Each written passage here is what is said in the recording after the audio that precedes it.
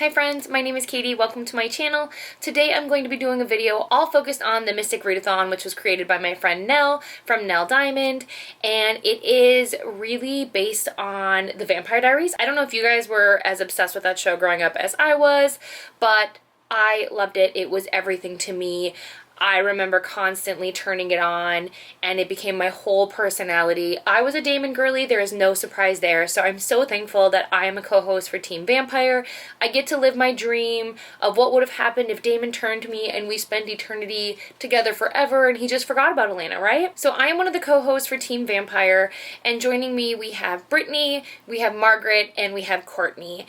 And we would absolutely love to have you on our team. I think it's going to be a lot of fun. But really, you cannot lose with what team you pick. There are so many wonderful friends in this readathon, so many ways to have fun, and I hope you consider joining if you've never heard of it. I will have all the information linked down below, including the announcement, Nell's channel, and all of the wonderful co-hosts that will be joining me in the next month. We are going to focus on 2 prompts in this video for Team Vampire, and that is books that start with the letter V and books that have red covers. I am not going to talk in depth about these books because I tried to create long lists, and you guys know I can ramble, so I'm going to do my best to give you little brief explanations on maybe why you might want to pick up these books.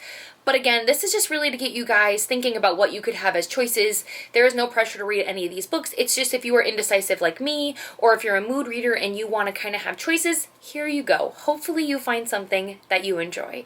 If you pick one of these titles and add it to your TBR, I would love to know down below which books were helpful, which recommendations do you think you will be adding? Let me know. So starting with books that start with the letter V, we have 2. They're actually a duology, and that is Vicious and Vengeful by V.E. Schwab. Haven't read these yet. These books are described as having morally gray characters. We know that they don't necessarily make the most acceptable decisions. There's really blurred lines between who is the hero and who is the villain, if there even is. So like I said, I don't have any experience personally with these 2 books, but I do know that they are pretty popular. And what's fun about these 2 books is that not only do they start with the letter V, but they also are red covers, so they could count for both of the prompts that we are talking about today. Then we have Vampire Academy by Rochelle Mead, and this is YA fantasy, and this also does count for multiple prompts. Not only does it count for the title starting with V, but it also counts for reading a book that has vampires in it, so that is also a win-win in my opinion. But this is perfect for, like, do you like boarding schools? Do you like vampires, forbidden love with some danger thrown in? Then you should pick up this series. You should give it a chance. You should give it a shot. I really enjoyed it when I read them. I don't think I've finished. I think I have a book or 2 left, but I remember eating them up. I had a really fun time with these. Then we have Verity by Coho. I'm sure you've heard about this book. I'm sure you have. This gives me unhinged thriller vibes. Essentially, if you enjoy a book where everyone is completely off their rocker and you have no idea what the heck is going on, you're gonna like this one. You're gonna like it. And then if you've read this one, I would love to know, no spoilers. No spoilers, please. In the comments below, let me know if you are team letter or team manuscript, because it does matter to me. It does. Let's have a discussion. I want to know. Then we have Vera Wong's Unsolicited Advice for Murderers. This is a cozy mystery book. In this book, we are following a shoekeeper who decides to tackle solving a murder. Well, what could go wrong? To mix it up, we have The Vanishing Half, and this is, I believe, literary fiction.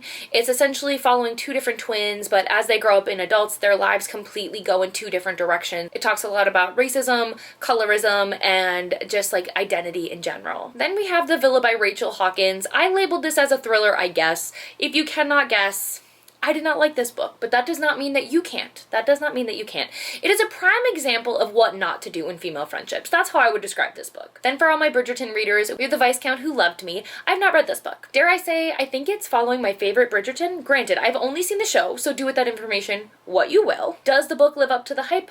I don't know if I'll ever know. Then we have Voyager, which I believe is book 3 in the Outlander series. If you enjoy long books and long series, this is it for you. I can sell this book to you pretty easily. You have time travel and you have Jamie Fraser. Next up, we have a book that I actually read earlier this year and I really enjoyed, and that is Vengeance of the Pirate Queen. This is technically book 3. However, you could read it as a standalone. You just might be missing some pieces, but if you don't have any intentions of reading the other 2 books, I recommend giving this one a try. I had a really fun time with the characters. I also got mummy vibes, like from the movie, if you squint, right? Not a big portion of the book, but there are certain like nods to the movie, if that makes sense. Certain elements that I really enjoyed that I could correlate. And I thought the romance was just done so well. I had the best time with it. Then we have Vanishing Acts by Jodi Picoult. I'm not gonna lie to you guys. I read the synopsis for this book and I still truly do not understand what the plot is about. Essentially, this woman realizes that people lie. Maybe you shouldn't trust everybody. I thought that was already like common knowledge, but apparently she's gonna learn. She is getting set up for her wedding day, and then something from the past comes and potentially could ruin her future, but apparently she doesn't know anything about this thing. So if that feels like a jumbled mess that is very confusing, that's how I felt reading the synopsis. I literally only picked this book because I know Jodi Picoult is a well-liked author, and so some people might have this on their TBR, and it would count. Then we have Virgin River by Robin Carr. Again, a book that I'm very interested in. I've watched the show because I didn't know it was a book, my bad, and so I've been interested in the idea of going back and reading the books. Haven't gotten to it yet, not sure if I will, but essentially we're following a woman who moves to a small town, chaos ensues, romance blooms, you get the drift. Then we have Viper and Virtuosos. I don't know if I'm saying that correctly. I'm not gonna lie to you. I have tried to say it so many times that that's what we're going with, but this book is by Seb R. Miller.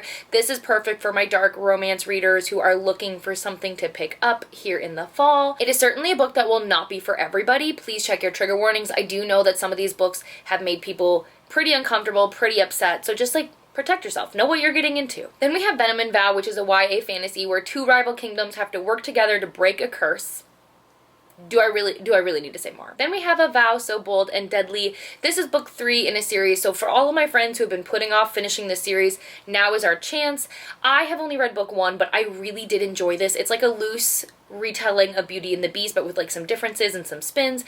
I really enjoyed it. Why have I been dragging my feet? That is a great question. I don't know if I'll be able to go to book 3, but for anybody else, if you need that push to finish this series, now is the time. Then we have Vespertine. What I know about this book, 1, I love the cover. Love the cover, but I can tell you that it is all plot, no romance. Let me repeat that. No romance. It has been like emphasized deeply that there is no romance in this book. It is just fantasy, magic, elements, things like that. It's a little bit mixed on terms of reviews, but again, that cover immediately drags me in. I want to know what's going on in this world. Then we have The Vanishing Stair, and this is book 2 in the Truly Devious series. So if you are looking for an excuse to pick up book 2, here you go. It is a YA mystery. They're very quick and easy to read, and they're typically a pretty good time. So that's the end of the titles that start with V. I do have some more recommendations. If you are looking for more, none of these checked any boxes for you, feel free to reach out and message me. If I missed something and you know of a book that starts with V, feel free to comment more recommendations down below to help people out. If you're interested, that would be so appreciated. But now we're going to move into books that have red covers. First, we're going to talk about some of the books that started with the letter V but also have a red cover to get those out of the way, and then I'll get into the recommendations that are different. The Vanishing Stair also has a red cover. A Vow So Bold and Deadly, and then Vicious and Vengeful also have red covers. Next, we're going to talk about a book that should surprise absolutely no one. I'm sure you expected this book to come up, but A Court of Thorns and Roses has a red cover. It is perfect in my opinion for people who are just getting started in fantasy. You guys should already know this. This is my favorite SJM series. I love it so much. These books got me back into reading. They have my whole heart. I just enjoy the journey. I enjoy the ride. And in case you've already read ACOTAR, which a lot of you have, you could do a reread. Next we have Crying in H Mart, and this is a nonfiction memoir, and I've seen it all over the internet. Have not picked it up, but for anyone else who may have not read a nonfiction yet, like me, maybe now is the time. Speaking of crying, you can also pick up Me Before You, which will cause emotional damage and devastate you. Then we have Yours Truly, which I have read and I do love, and you will meet your next book boyfriend, Jacob. You're welcome. Then we have Good Girl, Bad Blood, and if you guys don't know how much I love this series, I don't know where you have been because I talk about this series absolutely everywhere. Unfortunately, this is book 2 in the series to A Good Girl's Guide to Murder, so if you haven't read book 1, you do need to do that. Please, please, please, if you trust me with anything, believe that you should do the audio. That is my TED Talk. Thank you so much for listening. Then we have Apprentice of the Villain. This is a new release. It just came out. However, I will preface this by saying you do need to read Assistant to the Villain first, this is a very lighthearted, cozy fantasy story. And our last recommendation for a book with a red cover is a book that I will be reading and buddy reading with some friends in September, hopefully, and that is The Night Ends with Fire, and this is a Mulan retelling, which honestly, that's all I need to know. I'm so excited, and I cannot wait to dive into this story. I really hope it does the Mulan aspects well, because Mulan is such a fan favorite for me that I'm just really looking forward to picking this one up. All right, friends, well, thank you so much for watching this video. I hope you got some recommendations, and I hope you consider joining the Mystic Readathon and joining Team Vampire. But that is all I have for you today. I will see you in the next video. Thank you so much for watching. Bye.